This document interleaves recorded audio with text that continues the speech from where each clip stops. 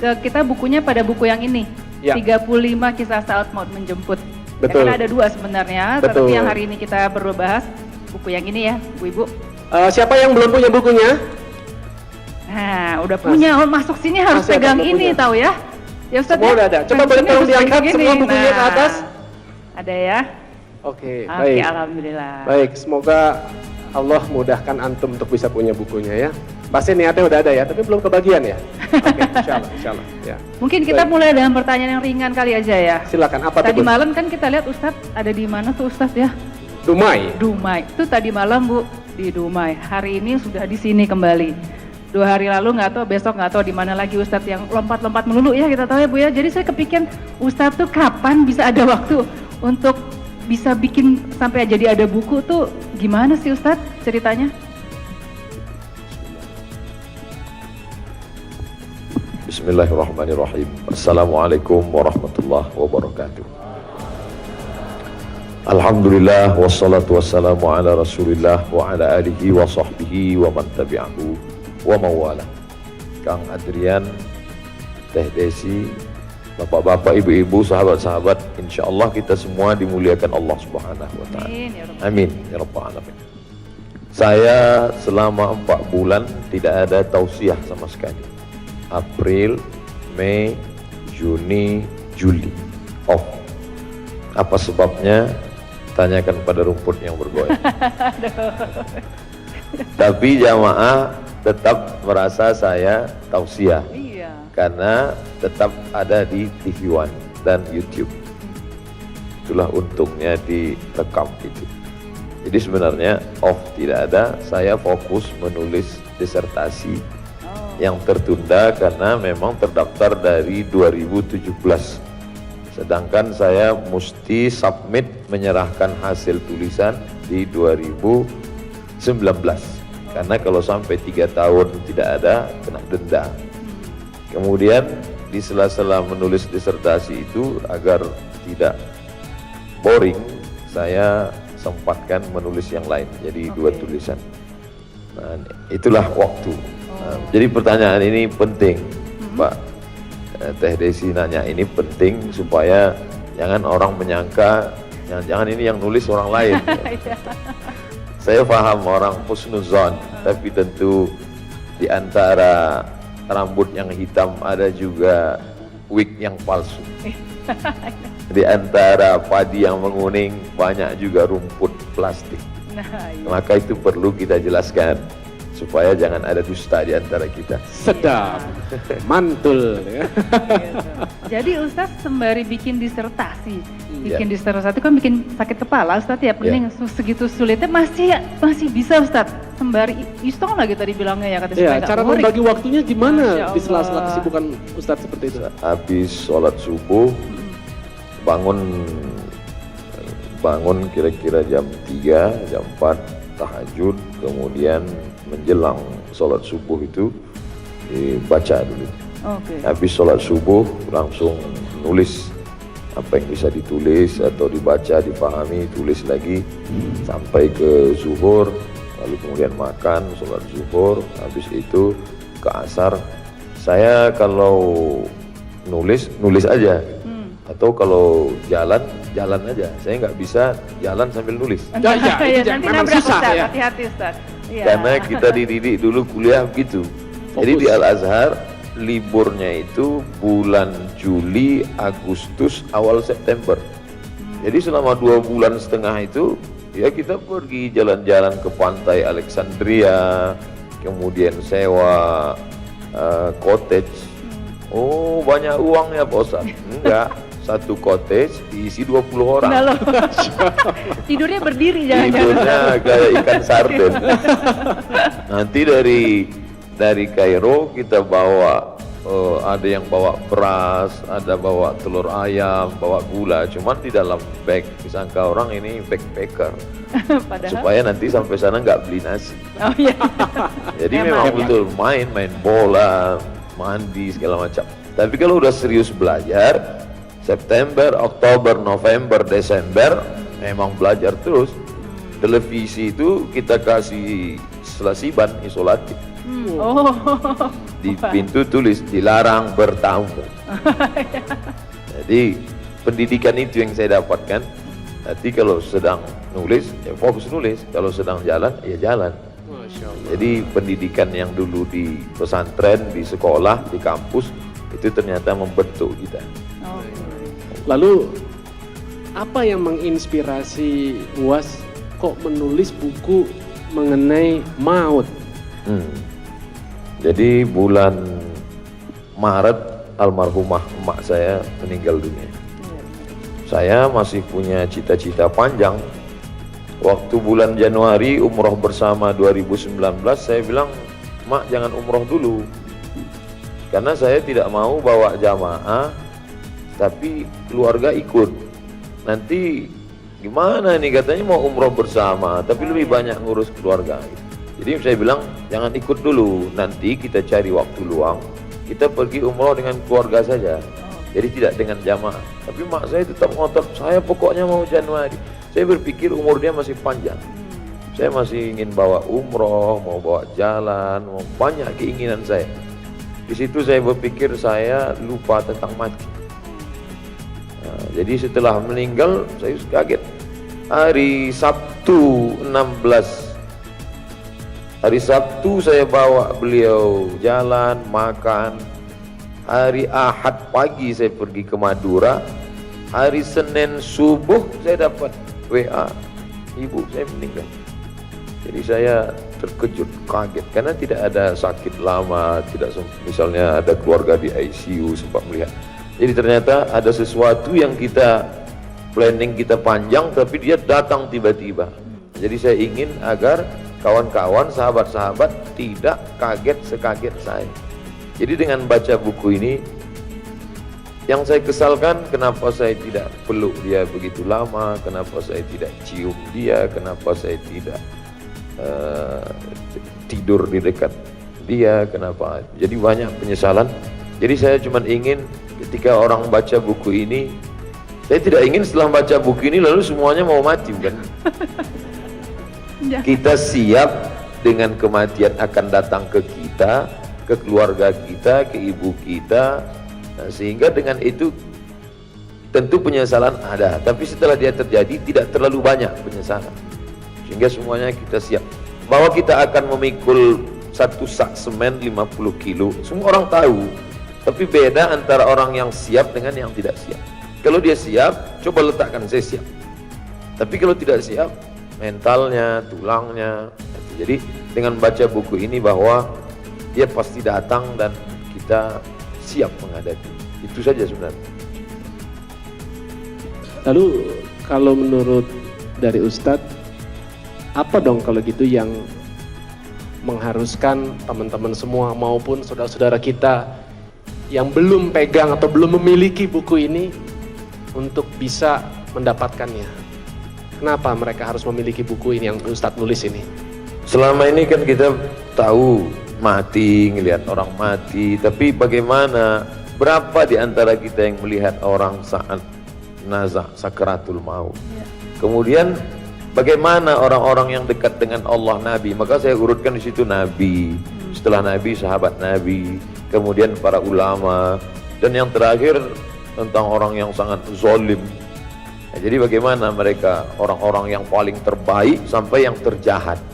Nah, kira-kira nanti kita mau pilih cara mati gaya apa gitu. Dan dia tetap akan datang juga, baca atau tidak baca buku ini, beli atau fotokopi, mati tetap datang. Nah, jadi oh begini loh kematian orang paling hebat, paling dekat Nabi Muhammad sallallahu alaihi wasallam. Abu Bakar, Umar, Utsman, Ali meninggal juga pada akhirnya.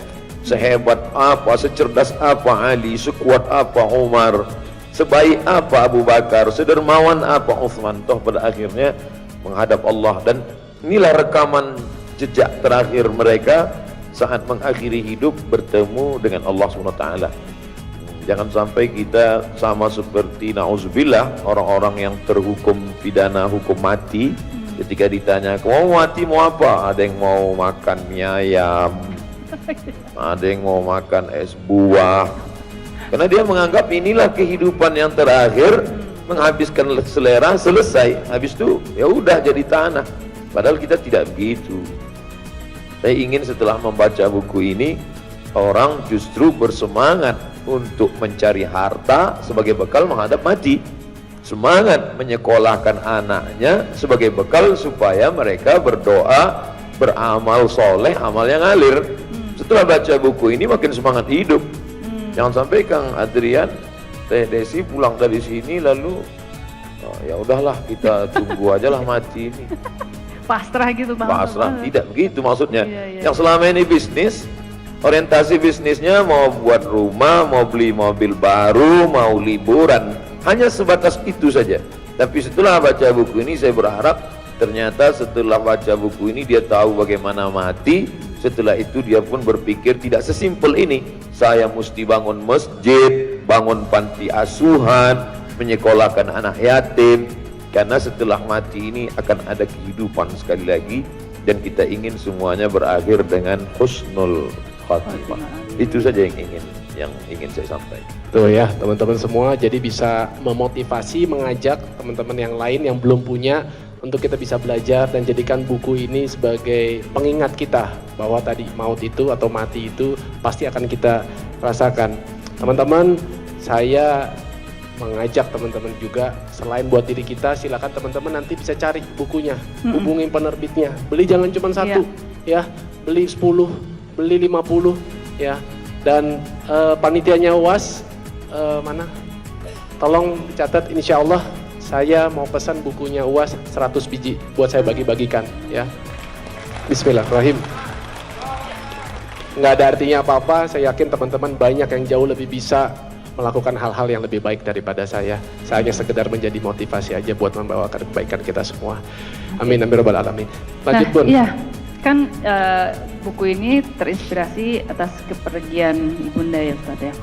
Kemudian menjadi kita harus ingat bahwa kita mempersiapkan diri untuk kematian.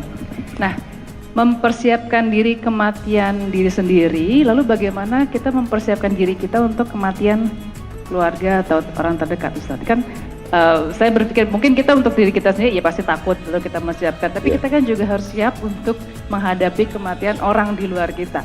Itu gimana Ustaz? Filosof, pemikir selevel Socrates, Demokritos, Thales, Aristoteles berpikir tentang konsep negara, berpikir tentang bagaimana etika, berpikir tentang Tuhan, tapi mereka paling takut cerita tentang mati.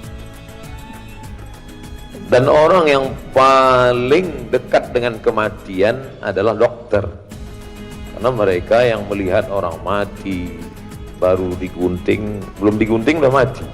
Ketakutan ngelihat jarum suntik.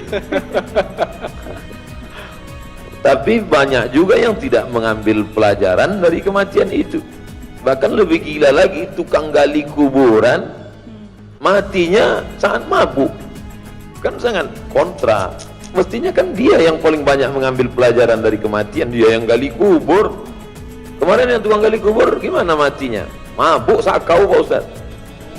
Artinya dia tidak ngambil pelajaran. Nah, makanya dalam ungkapan dikatakan waqafa bil mauti wa'iza, cukuplah kematian sebagai nasihat.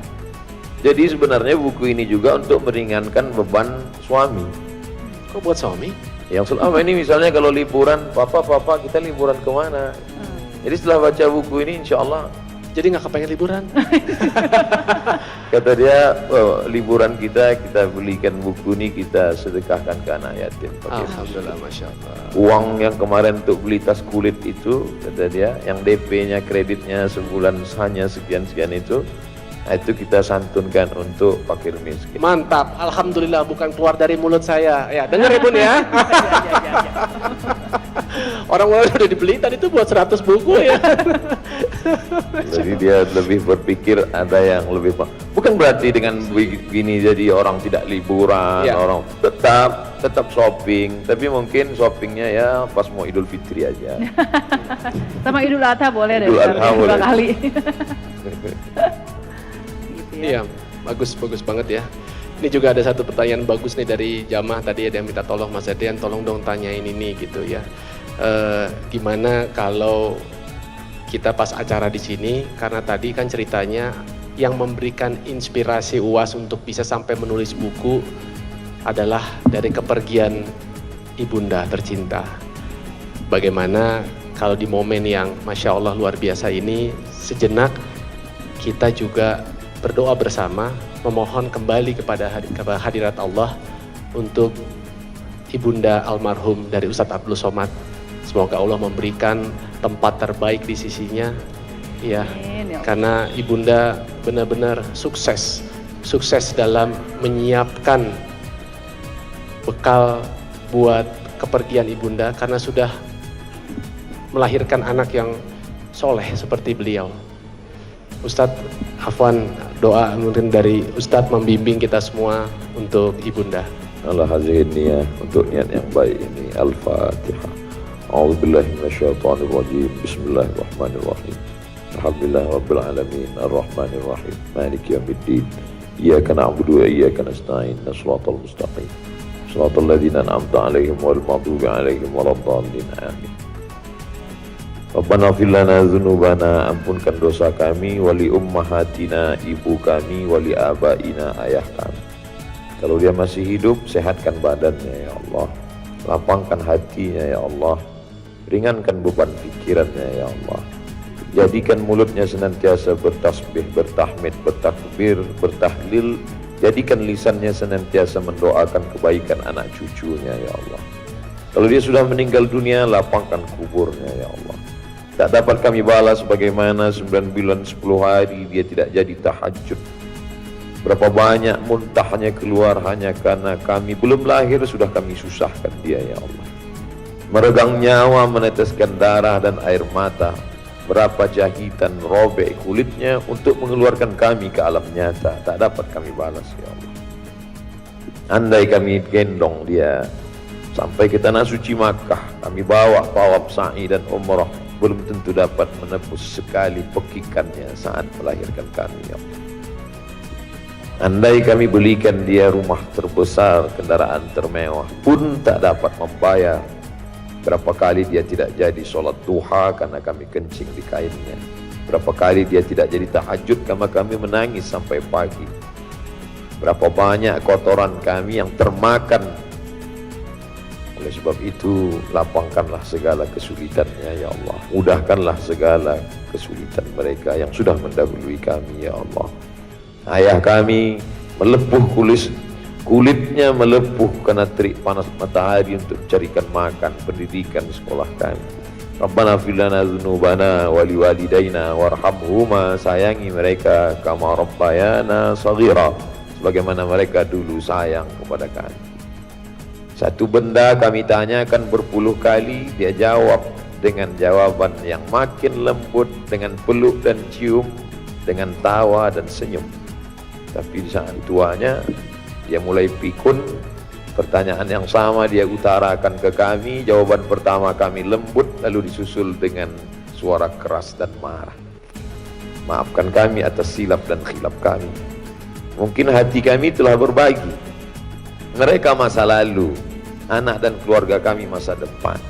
Sehingga ketika melihat mereka, oh masa lalu sudah lama. Kami berharap masa depan, cinta anak-anak kami, maka lebih banyak kami tumpahkan untuk yang masa depan daripada masa lalu. Kami silap ya Allah, kami khilaf ya Allah. Andai pun kami pulang ingin meraih tangannya, memeluk tubuhnya yang rapuh, dia sudah tak ada. Kami hanya dapat datang ke makamnya. Kami hanya bisa menyisihkan sebagian rezekimu, kami bawakan ke panti yatim dan jompo. Saat melihat orang-orang jompo itu, kami tidak melihat orang lain. Kami sedang melihat lekuk kulitnya, kami sedang melihat rapuh tulangnya. Saat kami cium tangan orang tua, sebenarnya kami tidak mencium tangan orang lain, tapi kami sedang mencium tangan ayah dan ibu kami. Oleh sebab itu ya Allah, kami tak tahu setelah mereka pergi, apakah kami akan berjumpa lagi. Setelah mereka tak ada, barulah terasa bahwa hidup hampa. Dulu semuanya diceritakan kepadanya, dari mulai keramaian, kesenangan, sampai tetesan air mata pun kami ceritakan padanya. Tapi setelah dia pergi, Cerita tetap berlanjut di akhir sholat, bahkan di dalam sujud. Tapi tak lagi ada jawaban. Dulu ada jawaban dan doa, sekarang tak lagi. Allahumma la taj'alna minal mutakabbirin. Jangan menjadikan kami orang yang angkuh sombong karena tak pernah menilai budi baik mereka di hadapan kami. Maafkan silap dan salah kami ya Allah. Mudah-mudahan kami yang masih punya orang tua masih hidup dapat membalas kebaikan mereka. Dan yang sudah meninggal, kami hanya dapat mengirimkan sedekah, mengirimkan amal jariah. Kami bertaubat atas silap salah kami di masa lalu. Rabbana atina fid dunya hasanah wa fil akhirati hasanah wa qina adzabannar. Wa sallallahu ala sayyidina wa maulana Muhammad wa ala alihi wa sahbihi wasallam. Walhamdulillahi rabbil alamin. Barakallahu fiik. Alhamdulillahirabbil alamin. Lega rasanya. Jadi kepengen pulang nih ya. Pengen langsung cium tangan ibu dan bapak yang alhamdulillah masih diberikan kesehatan. Baik, kita kembali lagi ke ngobrol-ngobrol ya. Iya. Ini mengenai judulnya, Bun. Nah, 35. Kenapa cuma 35, Ustaz? Dulu saya ada tulis buku 77 tanya jawab sholat. Kebetulan saya lahir tahun 77. Sama dong kita Ustaz. Tapi kok kelihatannya awet mudaan saya tak? Iya. Masya Allah. Ampun, jangan. Kemudian buku itu direvisi menjadi 99, mengambil barokah Asmaul Husna. Kemudian saya ada tulis buku kontroversial masalah khilafiyah tentang kunut subuh, tentang lafaz niat usolli dalam sholat, tentang baca yasin, tentang tahlil. Saya susun menjadi 37 masalah populer. Karena waktu menulis buku itu usia saya 37. Dan mungkin orang sebagian, loh kok tiba-tiba mundur jadi 35. Makin muda Ustaz ternyata. Muda. Jadi kebetulan saya kumpulkan bahan-bahan itu, saya tidak ngitung. Kumpul, saya terjemah, saya susun. Saya berpikir berapa nanti hasilnya, itulah yang saya jadikan judul. Terkumpul semua 35. Berarti ke depan bisa ada kemungkinan begitu terkumpul lain ada tambahan, bisa saja. Tapi yang jelas bahwa kalau orang tamat kuliah misal umur 23, itu pun sudah terhitung mungkin tambahan 2 semester. Tambah 2 semester? Maksudnya kalau dia on time mungkin. Ada kebanyakan main mungkin ya. Jadi kalau 23 dia selesai kuliah, mulai nabung 2 tahun, nikah umur 25. Bisa jadi 2 tahun itu nabung atau cari mertua kaya, terserah. Ini yang kedua lebih. Nikah 25. Iya. Lalu di rentang waktu dari 25 ke 35 ini biasanya orientasi dunia ini kuat. 25, 35 fokus ke anak. Betul. Lalu kemudian 3 tahun pertama anak, 3 tahun kedua mungkin mulai yang sebelumnya tinggal di perumahan mertua indah, mulai menapaki rumah atau mulai kendaraan. Tapi ketika semua kebutuhan materi ini sudah terpenuhi dalam 10 tahun itu, istri sudah, anak sudah, rumah sudah, kendaraan sudah, biasanya mulai muncul kerinduan spiritual. Mulai rindu. Makanya kita lihat kawan-kawan, sahabat-sahabat kita berpindahan menuju hijrah itu setelah mentok dia sampai pada puncaknya, tidak lagi merasakan ada kenikmatan dalam keseharian itu, ada suatu kerinduan pada yang lain. Nah ini yang kalau lapar cukup perut diberi makanan, kalau haus air penghilang dahaga, ingin melihat pemandangan danau, bukit, mata, telinga ingin mendengar suara-suara indah, lantunan, syair, musik islami, religi, tapi kemudian ada sesuatu kerinduan. Makanya di usia 35 menjelang 40 orang mulai ingin mencari rumah spiritual. Kalau dia kebetulan tepat mencari guru yang benar, itu alhamdulillah. Tapi banyak juga yang nyasar ke rumah-rumah spiritual palsu. Akhirnya Disangka ngaji rupanya penggandaan uang. Nah, loh. Nah, Disangka ngaji rupanya dukun. nah. Casingnya kiai, signalnya magic, black magic. Oleh sebab itu maka tepat mencari. Maka usia 35 ke 40 adalah usia-usia kerinduan. Syukur-syukur ketika dia mencari, mulai buka search YouTube. Maka saat cari itu bingung mau ngetik apa. Mati, langsung keluar 35 kisah maut menjemput. Hingga terbaca. Lalu kemudian mulai mencari buku-buku di toko buku, kira-kira buku apa yang bisa membuka pintu hati, kemana arahnya. Padahal sebenarnya kalau dia mau sistematis kan cari buku tentang wudu dulu, Ya. sholat, gimana ini ngitung zakat, Sesuai prosesnya iya, gitu. sesuai, gimana taubat. Tapi kadang tidak selamanya begitu. Bisa jadi dia cari buku umroh dulu, karena dia mau taubatnya di Makkah. Wah, masa buat dosanya di Los Angeles, taubatnya di kampung katanya. Dia mau taubatnya di depan Ka'bah. Nah, ini macam-macam orang kan, lain kepala, rambut sama hitam, isi kepala macam-macam. Oleh sebab itu maka kita mungkin berharap yang bergelimang dosa selama 35 tahun, usia 35 ke 40 pencarian, ditemukan di usia 40 kematangan, dari 40 ke 63, 23 tahun itu memang betul amal, sehingga masa lalu yang bergelimang dosa itu at-taibu minaz zambi kama la zambalah, orang yang taubat seperti tak ada dosa sama sekali, bersih. Ustaz tadi juga cerita mengenai masalah taubat, bersih. Saya kok, dan juga mungkin bisa dikoreksi kalau saya salah, pernah ada yang berpendapat gini, udah deh jangan soleh-soleh deh, jangan terlalu baik, rata-rata orang baik tuh dipanggilnya cepet. Betul, pernah dengar gitu ya Bu? Iya. Tapi saya juga ngelihat kok seperti itu. Contoh nih, ya dari belakangan ini saya banyak berteman dengan ustadz-ustadz gitu ya. Teman-teman ustadz saya rata-rata banyak yang dipanggil muda-muda. Betul, dari almarhum Ustadz Jeffrey Al-Bukhari. Berapa tuh? Umur 40 40 pas. Kejadiannya hanya beberapa meter di depan rumah mertua saya di Pondok Indah. Ya, itu kejadiannya, kita tahu sekali. Waktu itu saya masih jadi pembawa acara di Net TV Pagi. Ya, terus belum lama ini kita kehilangan juga dari guru kita almarhum Ustadz Arifin Ilham yang belum genap juga sampai menyentuh kepala 5.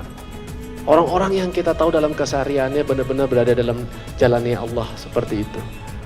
Nah, apakah hal seperti itu memang benar adanya? Karena dari cerita banyak juga sahabat-sahabat yang berjuang di jalan Allah dipanggilnya di usia muda. Itu bagaimana tuh saat menyikapi itu? Jadi kalau gitu biar supaya umur panjang nggak usah baik-baik gitu. Iya, jangan baik-baik amat ada yang lah begitu. gitu katanya Ustaz. Nanti aja deh tobatnya deh ya. Kira-kira kan katanya kalau umatku itu kan umurnya 60-an 60 gitu ya. sampai 70. Ya nantilah 55, 58 gitu. Nanti 60 baru gitu kan. Betul juga, saya pun baru tahu sekarang. Ini hadis apa nih, saya salah. Gimana nih? Tolong diluruskan Ustaz kalau yang bengkok-bengkok. Salah berbuat berawal dari salah berpikir. Betul.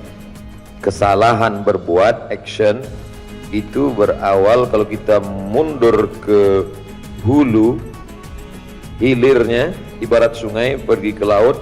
Kalau air yang akan sampai ke laut itu butek, hitam, kotor, itu kita mesti pergi telusuri ke hulu. Keliru dalam berbuat berawal dari keliru berpikir. Keliru berpikir berawal dari keliru membaca, keliru melihat, keliru mendengar.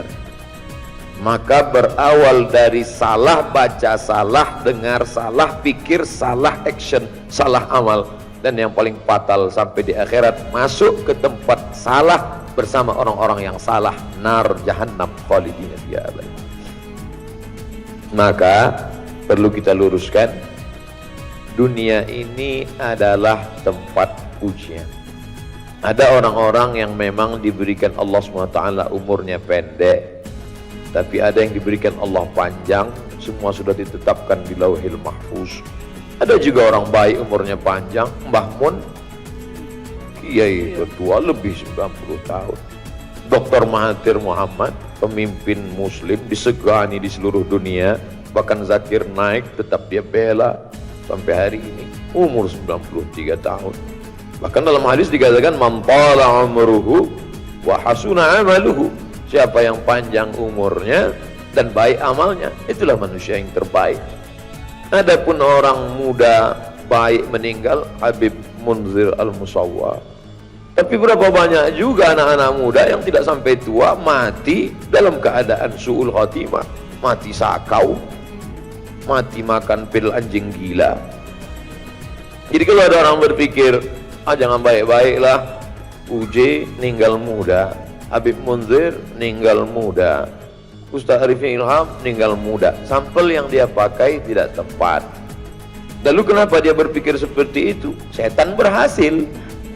Allazi yuwaswisu fi sudurin nas minal jinnati wan nas. Jadi yang bisik begini ini dua, jin dan manusia.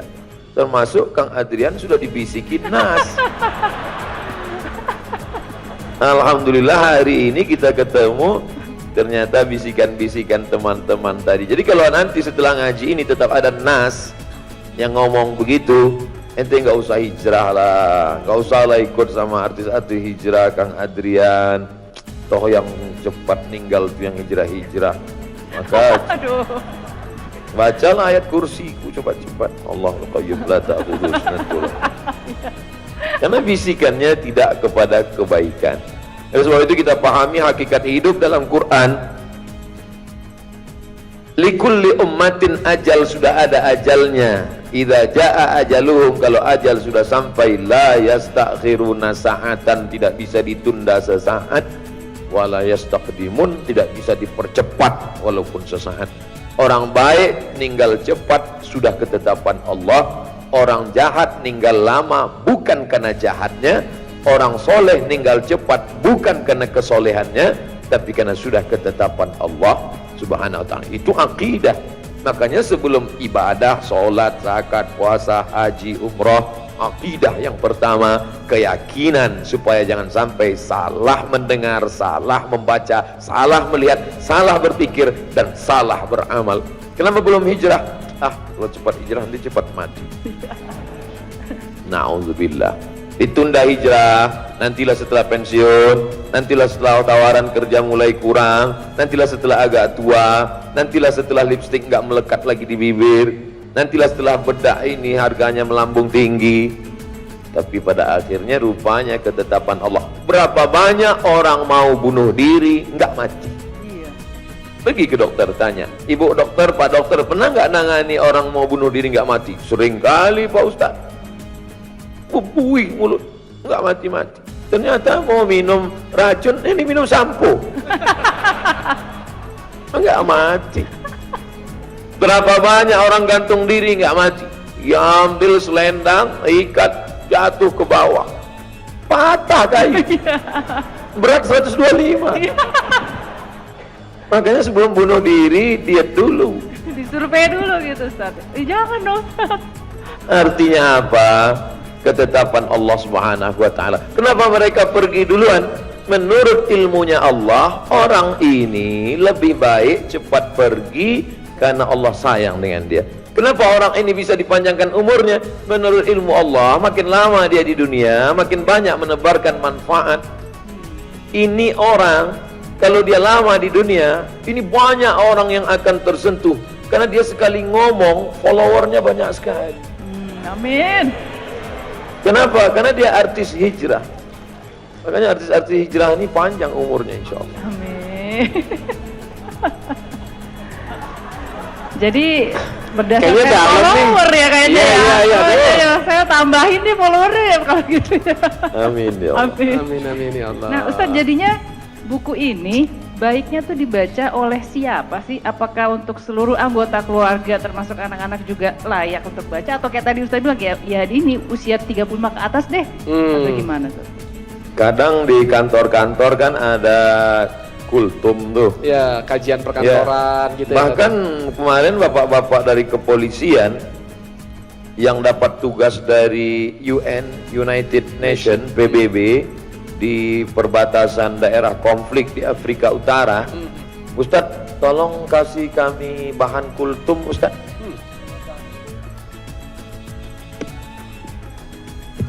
Itu menunjukkan kematian tidak melihat usia. Ya, ya baru sebentar ya.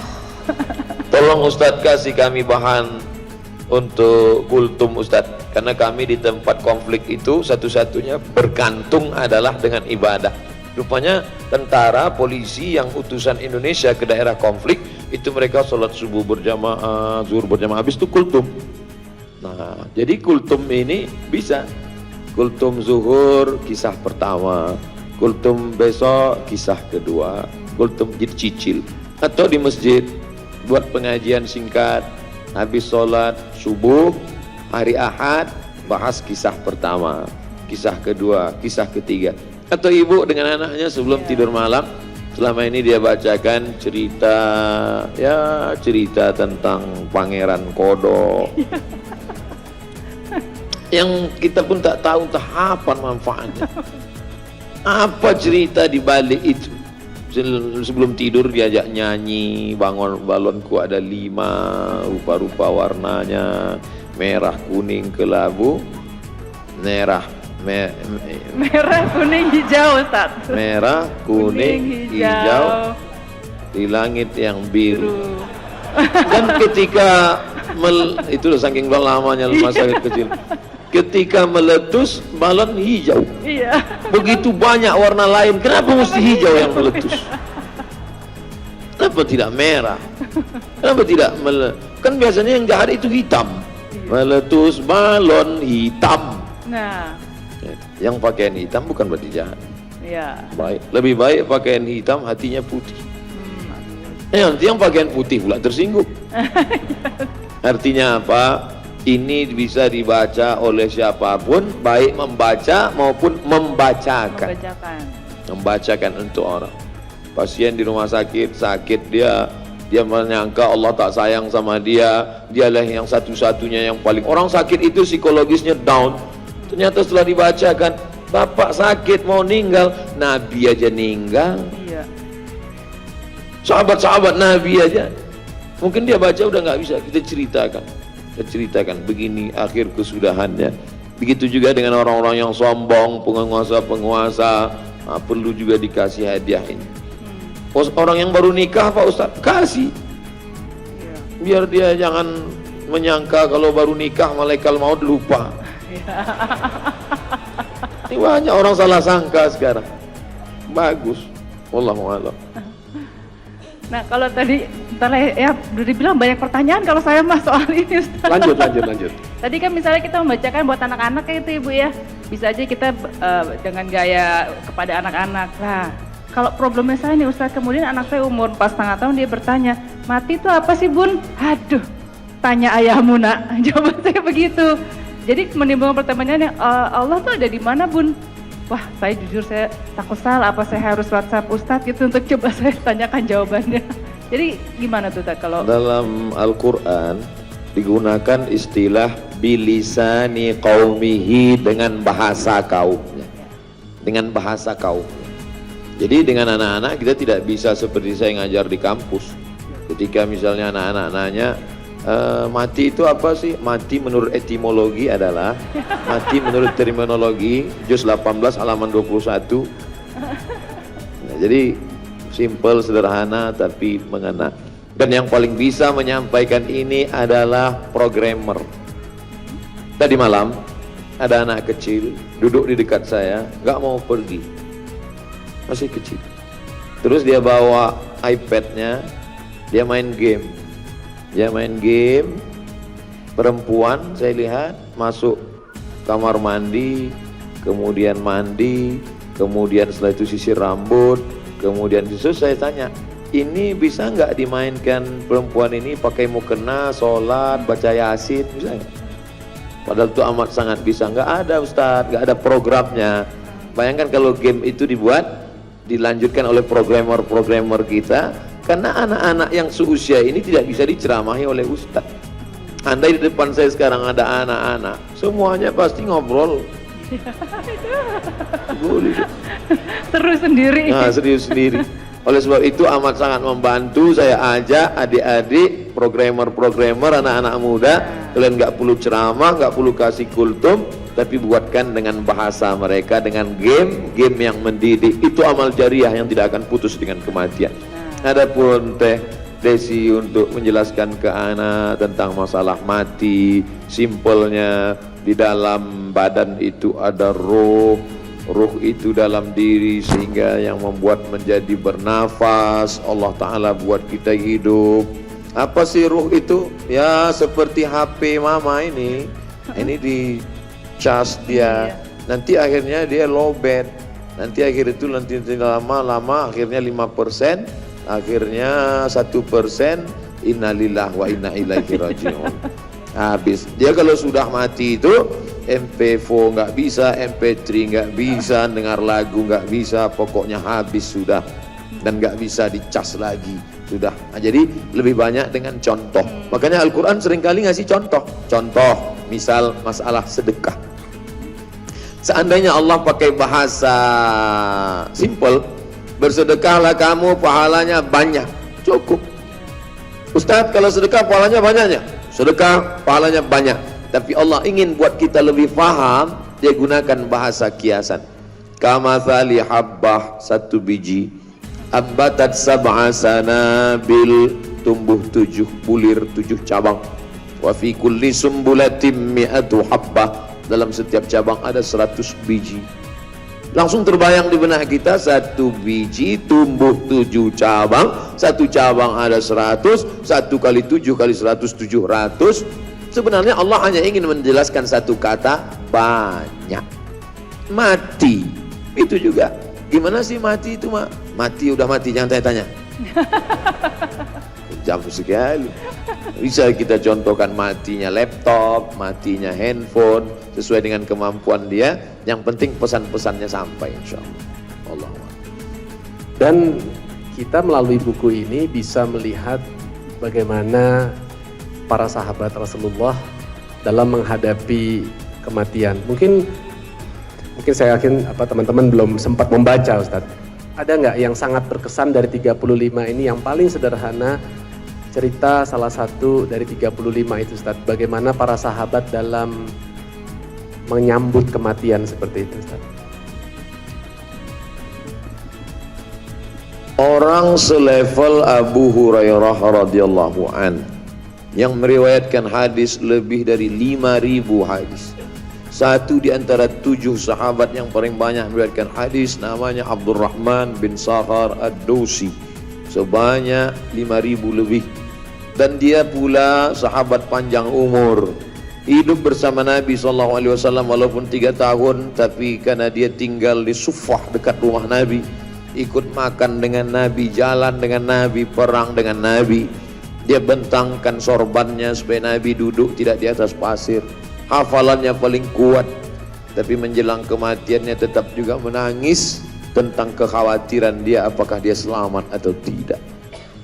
Sedangkan kita tidak berjumpa dengan Nabi, meriwayatkan hadis hanya satu-satu, ilmu tidak banyak, amal tidak banyak. Abu Hurairah berzikir malamnya, dia buat tali, dia ikat simpul tali panjang, alfa uqdah, 2000 simpul. Dia tidak akan tidur sebelum memetik simpul tali ini 2000. Subhanallah, subhanallah. Tapi menjelang kematiannya tetap juga melelehkan air mata, khawatir takut tidak selamat di hadapan Allah. Nabi memang sudah jamin, man qala la ilaha illallah Muhammadur Rasulullah dakhalal jannah.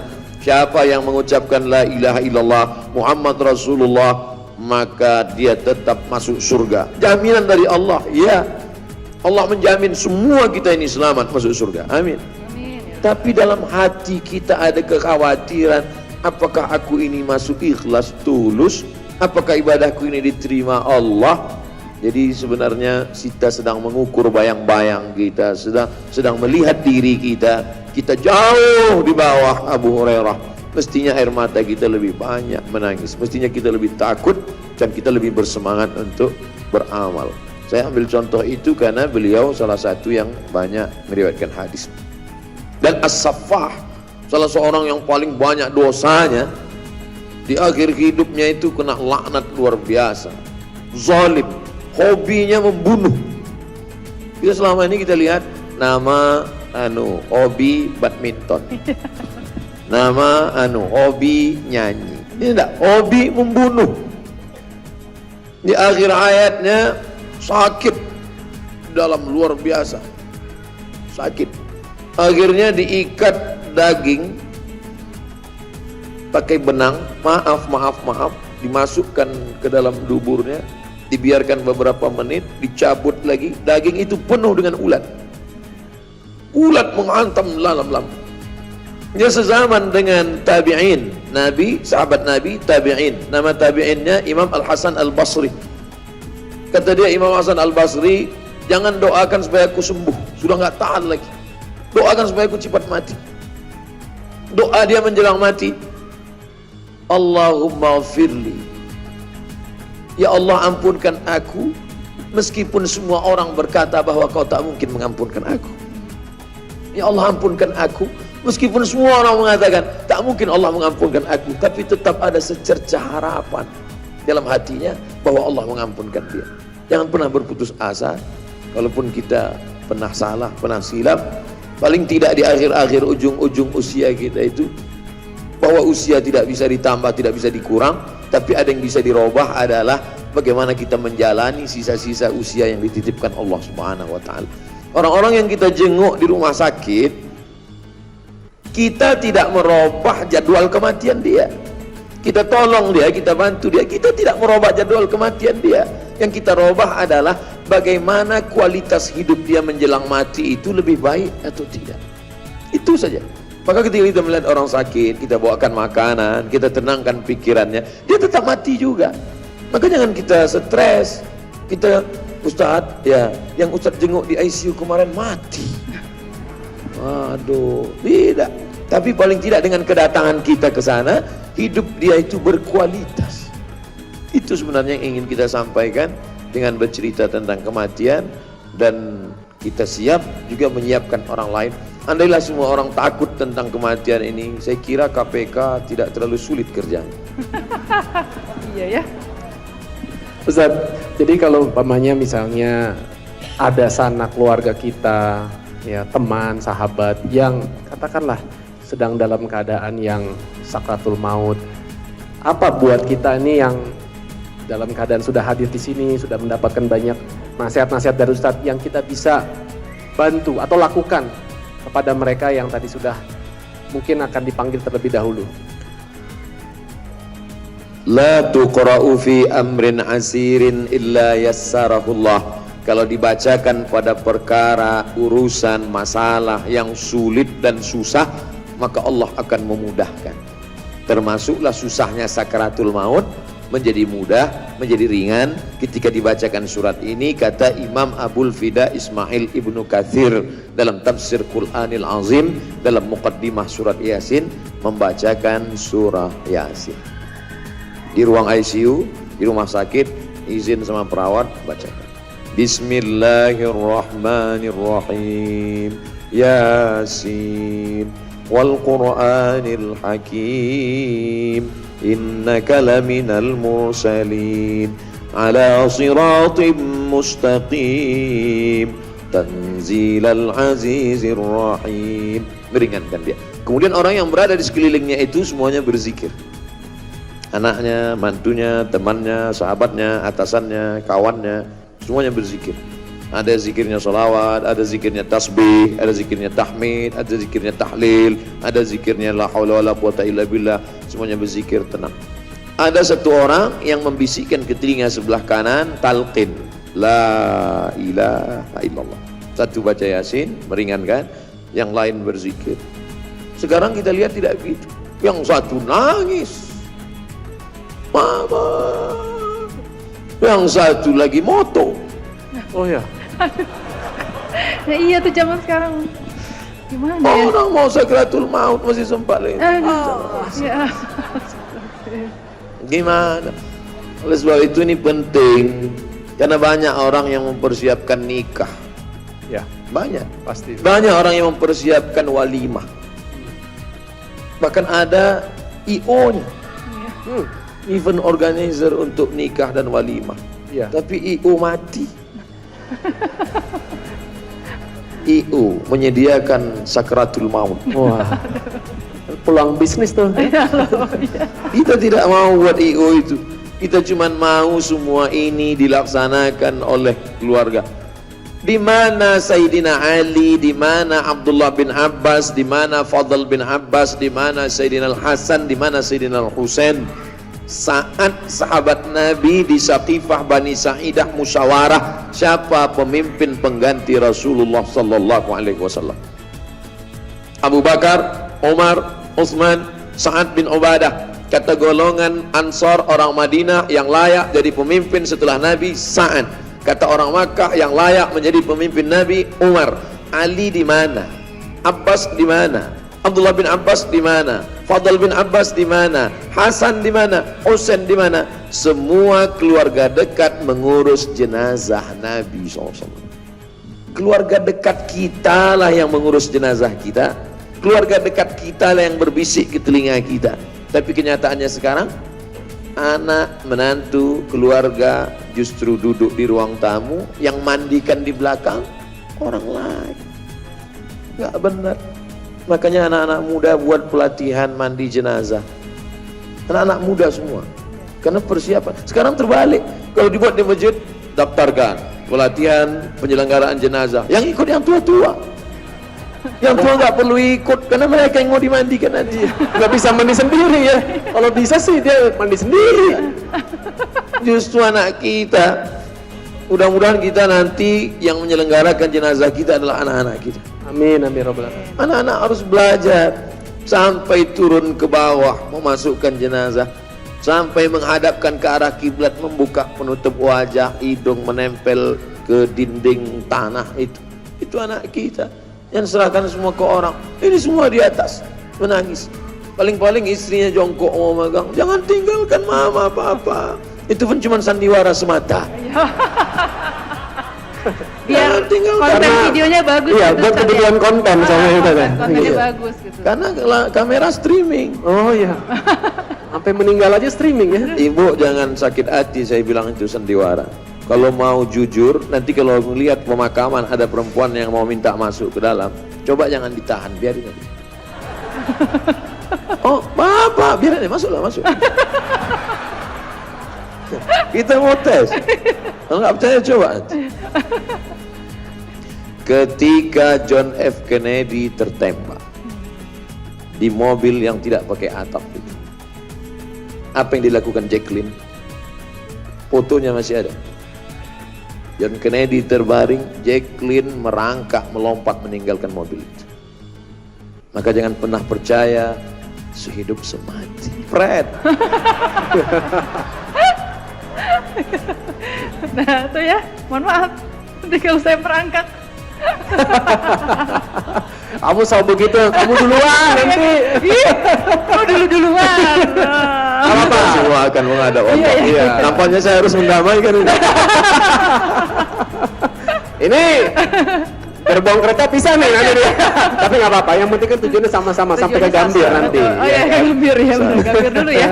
Iya, benar-benar. Waduh, ini Masya Allah ya, kalau kita ngomongin mau tapi bisa dengan cara-cara yang ringan seperti ini, hendaknya kita tidak lagi terlalu mengkhawatirkan segala hal tadi yang selama ini mungkin menjadi momok di mata masyarakat, bahwa itu hanya pantas dibicarakan hanya kepada orang-orang yang sudah soleh saja atau orang-orang yang sudah tua saja. Tapi kita semua yang saat ini mungkin sedang terbuai dengan usia, dengan sehat, dengan kecukupan harta, jiwa dan lain sebagainya, hendaknya kita harus mempersiapkan diri. Benar, saya Mbak Desi menikah, ada IO-nya, menyiapkan, mau pensiun udah menyiapkan dulu dari sekarang, anak mau kuliah beberapa tahun lagi udah disiapin dari sekarang ya, beberapa urusannya. Tapi untuk kematian seringkali kita lupa menyiapkan anak kita, diberikan pendidikan yang terbaik, diberikan suri tauladan yang baik ya. Orang tua mungkin selalu bilangnya adalah, oh bagaimana kita bisa memberi contoh. Tapi kita lupa sebaik-baiknya adalah bukan memberi, tapi harusnya kita yang menjadi contoh. Artinya tadi jangan hanya lip service. Jadi kita kepengen anak soleh, anak soleha, ya orang tuanya dulu lah harus soleh dan soleha. kita kadang pengen anak kita jangan sampai merokok, tapi kitanya masih merokok, mengatasnamakan kebenaran bahwa biar aja saya yang jelek, anak saya yang bagus nantinya. Nggak bisa lah seperti itu. Karena anak ya itu pasti sangat merekam dari apa yang kita lakukan. Ibaratnya kalau otak itu ya seperti sponge. Semakin muda dia, semakin kecil dia akan semakin mudah untuk menyerap apa yang dia ketahui dia lihat. Karena dia belum terkontaminasi dengan hal apapun. Kira-kira kan seperti itu, Ustaz. Apalagi Bun yang tadi kamu sempat baca dari buku ini yang sangat menarik Jadi untuk kita bedah. juga soal orang tua menjadi contoh juga kita kan mencontoh guru-guru kita gitu ya. Benar. Nah, yang bikin buku soal kematian bukan Ustadz aja nih Ustadz ya, masih ada yang lain buku-buku soal kematian lain. Nah, ini spesialnya apa Ustadz? Saya hampir tidak ada komentar di buku ini. Jadi saya tidak ada komen sama sekali. Saya tidak mau menceramahi orang. Dan saya memberikan teks aslinya. Jadi kalau ada di antara sahabat-sahabat jamaah, bapak ibu melihat untuk apa ini teks Arabnya Ustadz tulis, untuk nebalin buku ya. Biar banyak halamannya. Biar halamannya banyak. Jadi saya mau supaya bagi yang belajar di pondok pesantren, dia mulai belajar cara menterjemah. Bagi yang belajar di pondok. Kemudian yang baru memulai belajar bahasa Arab, yang kursus mulai melihat mana asli kosakata Arab, mana bahasa Indonesianya. Yang baru mulai belajar baca kitab kuning, mulai belajar grammar, gramatikal, nahu, sorof. Lalu kemudian nanti kalau ada tuduhan soman Ustadz hoax, nih bukti. Beliau menulis dengan dalil, ada kitabnya, ada halamannya, ada jusnya, ada penulisnya, ada referensinya. Bukan ngawur, bukan menurut saya, siapa kita. Jadi benar-benar saya ambil dari referensi yang terpercaya dari kitab-kitab para ulama supaya kita bicara berkualitas, bergizi, dan masyarakat ini cerdas. Target yang ingin dicapai tidak muluk-muluk. Selesai baca buku ini, mungkin yang dulu kalau 1 tahun bajunya 2 lemari, sekarang sudah mulai setengah lemari. Yang 1,5 lagi, dia shopping juga, tapi untuk kain, baju, tetap budgetnya tidak berkurang. Cuman sudah berubah alokasi dananya, 25% untuk baju dia, yang 75% kirim ke panti jompo, baju anak yatim, baju awal sekolah. Nah, jadi tetap judulnya tetap beli baju. Tetap beli baju. Tapi ada baju yang dipakai di dunia, ada baju persiapan di akhirat. Ini memang benar Ustadz ya, kalau segala harta kita yang kita kumpulkan itu memang nanti kan harus dipertanggungjawabkan. Semakin banyak, semakin berat timbangannya gitu, atau pertanggungjawabannya itu Ustadz. Seandainya makin berat timbangan, ini banyak orang salah paham ayat. Fa amma man saqulat mawazinuh, siapa yang berat timbangannya, fa huwa fi 'ishatir radiyah, maka dia hidupnya diridhai Allah. Kalau gitu saya tidak diridhai Allah, karena saya paling ringan. Iya, betul. Jadi yang dimaksud dari ayat itu apa? Akan dinilai kebaikan dan keburukan. 25% kebutuhan kita, karena kita pakai celana, pakai baju, pakai jilbab, pakai jubah, dan yang lain adalah terhitung sebagai sedekah kita berikan. Itulah yang akan menolong di hadapan Allah SWT. Jadi buat teman-teman semua, mungkin kalau yang lemarinya masih kepenuhan, coba dipikirkan untuk mulai dikurang-kurangin, ya disedekahin, karena mungkin bukan bajunya itu sudah tidak layak, justru sangat layak, tapi kita lupa begitu dicuci, yang dipakai ya itu lagi, biasa begitu kan? Iya, tadi saya pikir Ustadz mau bilang 1,5 lemari lagi isinya kain kafan, enggak ya? Enggak segitunya ya, aduh. Menyiapkan kain kafan boleh. Itu makanya sultan-sultan di Turki itu sorbannya besar-besar sekali. Kalau kita bandingkan dengan sorbannya Habib almarhum Habib Munzir, Habib Rizik Syihab, sorbannya tidak terlalu besar. Tapi sorbannya sultan-sultan Turki besar sekali. Ternyata sorban sultan Turki itu kain kafan. Kain kafannya itu dia ikatnya di kepala supaya dia berkuasa, kekuasaannya dipakai untuk bekal setelah mati. Pakai. Tapi jangan nanti ibu jilbabnya kain kapan. Itu dia. Tetap aja. Tetap. Jangan-jangan mempersiapkan itu ya. Ini kalau kita lagi dengar acara seperti ini, membahas hal-hal seperti ini, rasanya ya hati kita, iman kita tuh terpaut dengan yang namanya kematian. Tapi iman ini kan naik turun juga, Ustaz. Keluar dari tempat ini, waduh, ngantri Grab, naik Gojek, waduh, udah terganggu dengan urusan dunia. Nanti sampai rumah, anak ini, suami begini, bisa aja lupa. Apa tips dari Ustadz kira-kira yang membuat kita bisa terus istiqomah supaya kita bisa terus ingat bahwa kematian itu akan selalu menyertai kita kemanapun kita pergi? Itulah pentingnya kita beramal jama'i, beramal bersama.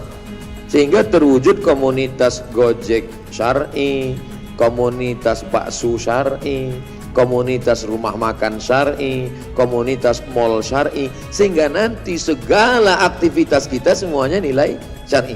Bukunya syar'i. Pulang dari sini naik Gojek, Gojeknya syar'i. Gimana Gojek syar'i itu Pak Ustaz? Gimana ya, sambil mikir. Lalu kemudian ketika kita nanti belanja ke tempat perbelanjaan syar'i, sampai akhirnya secara total 24 jam semuanya bernilai syar'i. Walaupun nampaknya kita terpisah-pisah, tapi bahwa iman naik turun, ya. Datang sahabat Nabi menjumpai Nabi Muhammad sallallahu alaihi wasallam. Ya Rasulullah, kami kalau duduk dengan engkau iman kami terasa full. Tapi begitu kami pulang ke rumah bercanda dengan keluarga di rumah, kenapa tiba-tiba kami merasa lemah?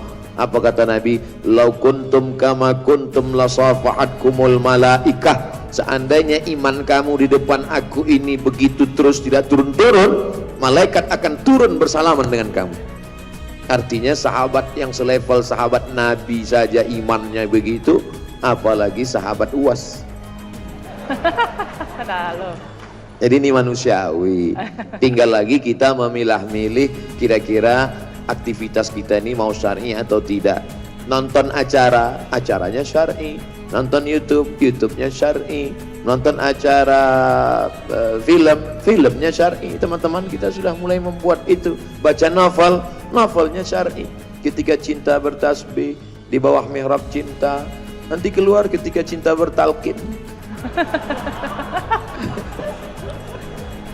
Jadi sehingga nanti total semuanya bernilai syar'i insyaallah. Amin. Itu ya, sekaligus juga untuk sebagai pengingat bahwa dalam hati ini memang mungkin dalam keseharian kita belum benar-benar menunjukkan keberpihakan kita kepada sesuatu yang sifatnya syar'i. Kita masih menggunakan hal-hal yang sifatnya umum, konvensional, yang terus memberikan kenyamanan, kemudahan kepada keseharian kita. Padahal tugas kita sebagai umat muslim adalah mengedepankan adab-adab, akhlak-akhlak, dan juga apa yang memang Allah sudah gariskan, yang insya Allah itu akan memberikan keselamatan kepada kita dunia dan akhirat. Jadi teman-teman, pada saat kita berhijrah, ya artinya bukan hanya hijrah dimaknai perpindahan tempat. Kalau zaman dulu ya Nabi dari Mekah ke Madinah, karena pada saat tantangan menghadapi dakwah yang sulit, kemudian Nabi pindah. Itu pun juga kalau nggak salah Nabi itu dalam waktu berapa ya? Kalau nggak salah 10 tahun, hanya berapa jumlah sahabat? Kalau nggak salah itu hanya belasan ya Ustadz ya. Coba perjuangannya setelah Nabi umur 40 tahun, kemudian akhirnya mendapat wasiat kenabian, perjuangan seperti itu.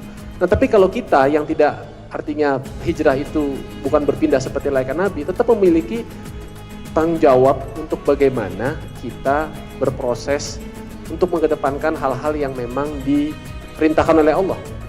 Apa yang dilarang ya kita jauhkan. Apa yang mengandung katakanlah di situ riba, kita tinggalkan karena itu diharamkan. Sekarang contoh misalnya sudah ada bank, ada konvensional, ada syariah. Ya kita umat muslim yang harus beralih kepada yang syariah. Gitu. Tapi kan karena lebih nyaman di sini fasilitasnya. Sekarang kalau nggak dari kita, siapa yang akan memperjuangkan itu? Orang-orang yang bukan umat muslim, mereka tidak akan masuk menjadi nasabahnya di situ. Contoh demikian. Kalau kita tadi sudah ada tempat fasilitas olahraga yang lebih menjaga adab-adab keislaman kita dukung. Walaupun katakanlah fasilitas saat ini belum semewah atau senyaman yang itu, kita dukung ke sana. Semakin banyak yang ada di situ, semakin akan bisa lebih maju. Kayak kemarin saya hadir di sini, Masya Allah saya nggak nyangka ada acara namanya Hijab Market. Di situ saya melihat perputaran bisnis yang Masya Allah luar biasa. Ada yang kasih testimoni ke saya satu stand itu dia 3 hari penjualan 2 miliar. Demi Allah, 3 hari. Itu kemarin ada 140 stand. Jadi kalau umat Islam itu mau bersatu, mau mendukung acara-acara semuanya yang mempersatukan ukhuwah keislaman kita nggak akan mudah untuk diombang-ambing, nggak akan mudah dihantam sama badai seberat apapun. Dan hati-hati teman-teman, ya sekarang ini tantangan kita ini adalah bukan lagi sesuatu yang nampak, sesuatu yang tidak nampak itu juga banyak. Apa yang terlihat di sekitar kita manis, belum tentu di belakangnya seperti itu. Kewaspadaan harus kita jaga. Kewaspadaan kita terhadap dunia, kewaspadaan kita juga terhadap dalam menghadapi kematian sepertinya bisa datang menjemput kita kapan kita sadari. Makanya penting buat kita untuk selalu taat, selalu bertaubat, istighfar, taubatan juga taubatan yang nasuha. Kita bersungguh-sungguh, termasuk juga bersungguh-sungguh adalah dalam bagaimana kita berkumpul dengan orang-orang yang soleh. Karena kita sadar bahwa iman tadi dikatakan oleh Ustadz, iman itu naik dan turun. Kita butuh orang lain di sini untuk mengingatkan kita. Apalah kita yang kadang bisa mendapatkan mungkin WA langsung dari Ustadz, mungkin tidak. Kapan kita bisa ketemu dengan Ustadz-Ustadz kita? Mungkin belum tentu. Ada yang sampai hari ini belum bisa berkesempatan seperti kita semua. Tapi minimal kita mari berkumpul dengan saudara-saudara kita, sahabat-sahabat kita yang memiliki visi dan misi yang sama, untuk supaya kita nanti juga bisa tidak hanya bertemu dan bersahabat di dunia, tapi juga bertetangga nanti di surganya Allah. Amin amin robbal alamin.